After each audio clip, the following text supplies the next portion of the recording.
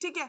Data interpretation and maths, ये आपका paper 1 का पार्ट है। इसके ऊपर ठीक है, ये थोड़ा-सा डिफिकल्टी वाला एरिया है, लेकिन जो डेटा इंटरप्रिटेशन और मैथ्स की टीचर हैं, वो आप पे इससे प्रॉपर बात करेंगी।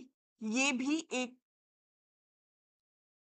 टेंशन देने वाला टॉपिक बना बच्चों के लिए, स्पेसिफिकली लॉ के बच्चों के लिए, क्योंकि उनका मैथ्स से कुछ लेना-देना नहीं होता, लेकिन यूजीसी के लिए वो पढ़ना बहुत ज़रूरी है।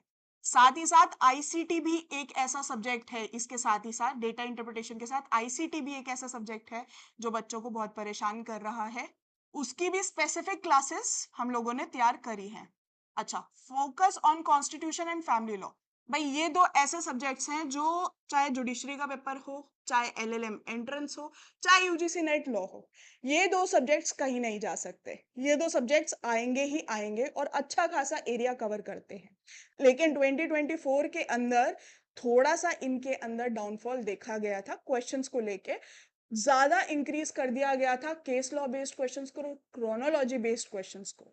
अच्छा, केस लॉस ऑलरेडी मैं आपसे इतनी देर से डिस्कस कर रही हूँ कि केस लॉस हम लोग छोड़ ही नहीं सकते, लैंडमार्क केसेस भी नहीं छोड़ सकते हम लोग, प्लस 6 मंथ्स के केसेस भी हम लोग नहीं छोड़ सकते।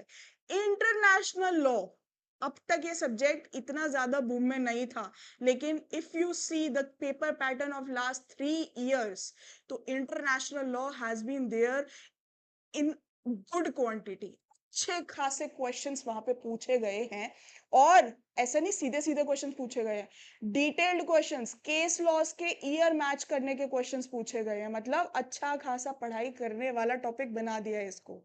क्रोनोलॉजिकल क्वेश्चंस, सबसे ज्यादा बच्चों के जो कॉल्स, मैसेजेस, प्रॉब्लम्स, कंप्लेंट्स मेरे पास आती हैं, वो इसी को लेकर आती हैं। क्रोनोलॉजिकल बेस्ड क्वेश्चंस, हमारे क्रैश फ्रॉम फाउंडेशन के अंदर इन क्रोनोलॉजिकल क्वेश्चंस को डील करने के लिए कुछ फॉर्मूलाज, कुछ आप कह सकते हैं निमोनिक्स रेडी करे गए हैं, कि आपको वो केस लॉ भी याद रहे, उसके साथ का ईयर भी याद रहे, और उसके अंदर क्या हेल्ड हुआ था वो चीज भी याद रहे।